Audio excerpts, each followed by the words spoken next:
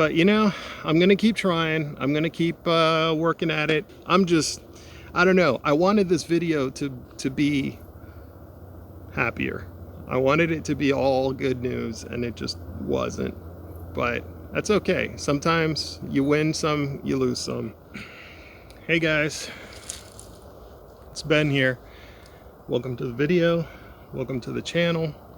If this is your first time here, I'd definitely like it if you hit the like and the subscribe button and all that kind of stuff. If you're unfamiliar with what I do around here, definitely check out the playlists. They'll give you an idea of at least some of the things that I do.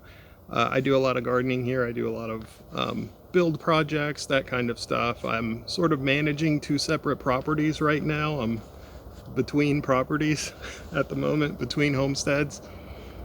Because right now I'm here at the farm, and behind me is the epic greenhouse that I have just recently finished. At least the exterior, it's all dried in, polycarbonates are up, it has some light insulation, and I'm in the process right now of monitoring how the temperatures are being regulated without any outside influence. Just sun and time is all I'm giving it on the inside, and I'll do a video on that in the future, so definitely subscribe if you're interested. But today I wish I had all positive news.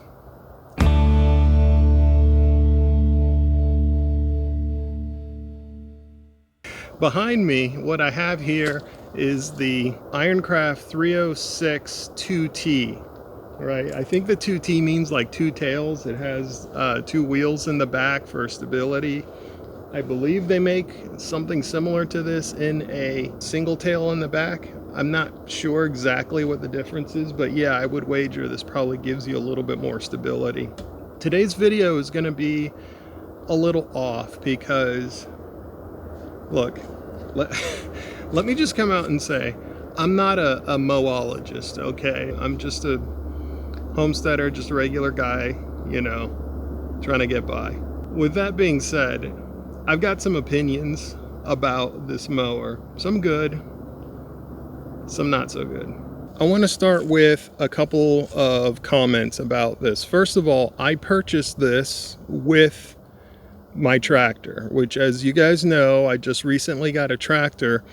And I went ahead and purchased this with that because I figured, you know, it was just good to get the whole package deal, and I needed it right away anyways. Also, one of the nice things about purchasing one of these with your tractor is that your dealer, at least my dealer, kind of set everything up for me. They cut the PTO shaft, you know, they put gear oil in it, they set it up, and it's all ready for me, which is awesome. So no problems there. As you can tell, this mower is massive. Which leads me to my first problem. You see, when I purchased this with my dealer, I was originally talking about the DK60, not the 5320 that I got. And this particular mower is really sized for a larger tractor. Now, I would say this much: thankfully my tractor can handle this mower, but I really got to crank up the RPMs, got to make sure I'm hitting 540. I'm not going to be running this puppy in 540E. The PTO on my tractor is just under 40, and the minimum spec on these, at least online, says 40 horsepower. So I'm just barely scraping by. My mistake? Probably. I could have mentioned something about it, and I didn't. And ultimately, I ended up with a mower that I feel was maybe a little bit oversized, even though my tractor is handling it. Something you may notice are these weird gashes. You might also notice the perfect circular pattern that gash is in, and you might also notice that I have that same gash on all sides of the mower. Now here's the part where I have maybe not so great opinion about this mower. I am at the lowest end of the horsepower for this mower, and yet I'm able to do that kind of damage to it. That doesn't make any sense to me. I would think that if you were underpowered, if anything, the free swinging blades inside underneath this would react. They would have even more time to react because they're not spinning at such a high force with a higher horsepower, with more torque. They would be a little bit more responsive to maybe hitting a stump or something like that. But it seems like the only thing that happened was somehow it pushed the blade up high enough. Instead of causing the blade to swing back the way that it should, it pushed the blade up, and the blade is scraping along the inside of the casing there. And obviously now the paint is chipped. You can see it's already starting to rust over. I'm gonna have to maybe sand that down and just throw some primer on it.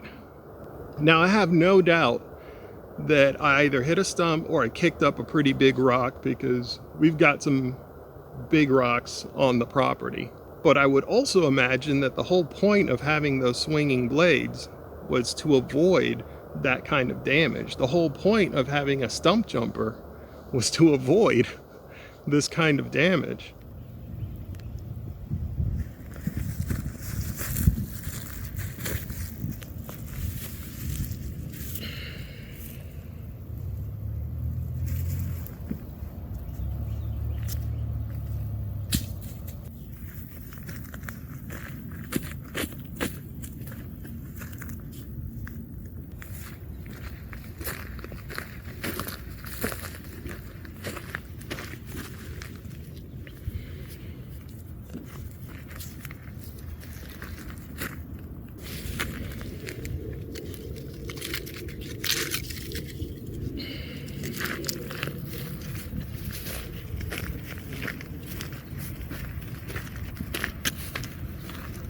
Ooh, look at that.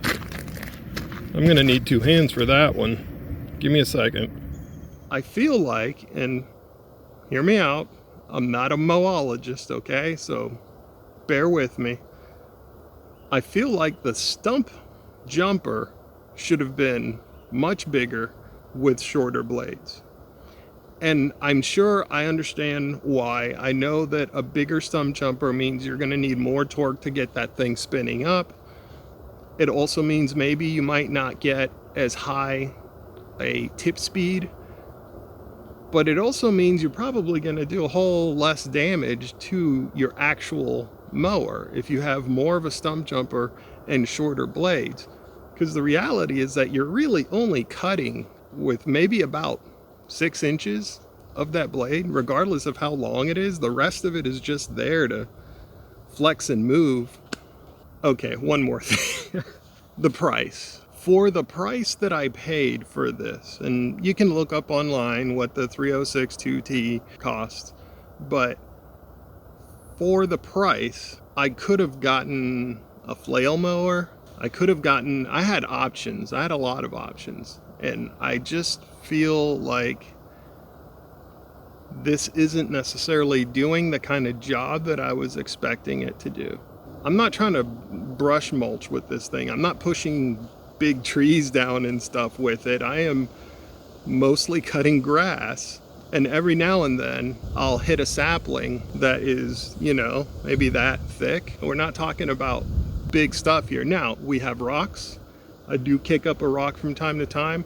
We've got some leftover debris from when the property was cleared, or I had some back trails brush mulched, but there was still some larger chunks of debris. And, sometimes one of those kind of gets caught up in the mower because it gets kicked up into it. So I understand that stuff happens. That's not the norm. That's not what I try to do with the mower, but things happen. It's just shocking to me that a mower of this price point and a mower that is touted as being this really heavy duty mower, it's just walking around with a foot gun the whole time, which is crazy to me. I guess to some degree I'm wondering if I made the right choice. Did I make the right purchase? But right now, I'm using this as a lawnmower. Really? That's what I'm using it for. I'm cutting grass with it. And I don't have pastures. I don't have cows or sheep or anything like that. I'm not really just trying to chop stuff down, you know, and leave it 6 to 9 inches. I want it to somewhat look like a yard, maybe cut it at around 4 to 5 inches. And I'm struggling to do that because the bed is so wide. It has skids on it, but the skids don't do anything because the mower is so heavy that if I hit uneven ground, which there is a lot of, I'm just digging into the ground. And I can raise the mower, but at some point, if I raise it high enough to not dig into the ground, I raised it so high that I'm not cutting the grass anymore. That being said, I don't want this video to sound like I'm just bashing on Ironcraft. I don't want to give the impression that it's not working, and it is a brush mower. It is going to, you know, slap down tall brambles and little saplings and, you know, overgrown grasses and that kind of stuff. It's going to knock it down. You're not going to get a lawn finish with it because that's not what it's meant for. It is not a finish mower. So I don't want to give the impression that I'm completely upset with my purchase. I don't know, I expected more, maybe. I'm not trying to cut trees down with it. I just didn't expect this. I didn't expect to kick up a rock and start putting dents in it. But, you know, I'm going to keep trying. I'm going to keep working at it, and hopefully I got something there. Hopefully I can continue to use this mower in an effective way. I just don't know exactly what that is just yet. That's just something for me to think about, I guess. But in the meantime, if you guys have any thoughts on brush mowers, and if you think there's maybe a better alternative out there, not that I'm going to be spending any more money anytime soon on mowers, but I would like to hear your thoughts on it. If you got any comments on that, definitely leave that down below. Anyways, I'm rambling. I don't know. I wanted this video to be happier. I wanted it to be all good news, and it just wasn't. But that's okay. Sometimes you win some, you lose some. I'll keep trying. As always, you guys be good. I'll see you on the next one.